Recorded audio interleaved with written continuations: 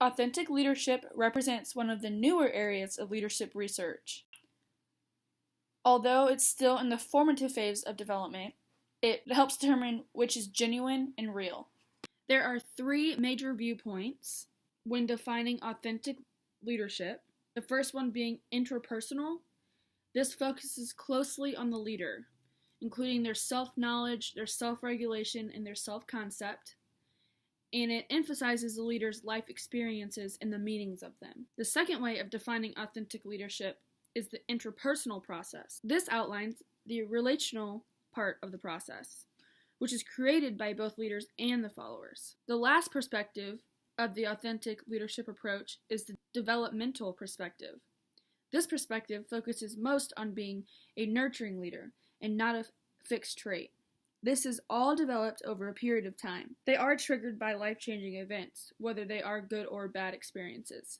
Bill George developed the practical authentic leadership approach, with the main focus on the characteristics of authentic leaders. The main goal of this approach is the characteristics, how the qualities are developed, and their purpose.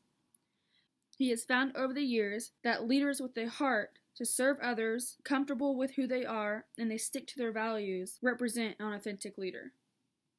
In the textbook, on page 197, they discuss 5 basic characteristics of being an authentic leader. 1, they understand their purpose.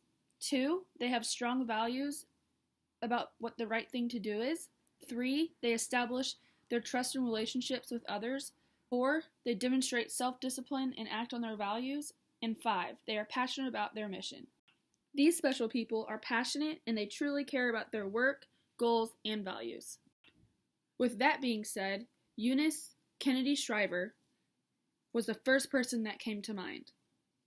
According to SpecialOlympics.org, 4.7 million people have disabilities in 170 countries. Eunice was the sister of John F. Kennedy and then married a Shriver, who's now the founder and CEO of Best Buddies, another special needs organization. The reason she came to mind was because, just like anything else, people have different values, and she valued special needs. She actually won the World Citizenship Award. She is one of the only 2 American women to ever appear on a U.S. coin while still living. She made sure to make a difference and be a great leader to her followers, where her followers would want to be someone like her. Her followers being people with intellectual disabilities, even without them. Mrs. Shriver's goal was to include those with special needs and make them feel like they were like everyone else, just as they are. She knew her purpose was to make a difference on those with intellectual disabilities. She knew the values that she had and she stood by that helped make her the woman she is today, with the awards, relationship she has among the world. It took self-discipline for her to get everything rolling in order to make a difference, but most importantly, she had the heart to be the authentic leader. She has created one of the biggest organizations in the world that grow day by day. She impacted the world and people with intellectual disabilities to help them know that they are not alone.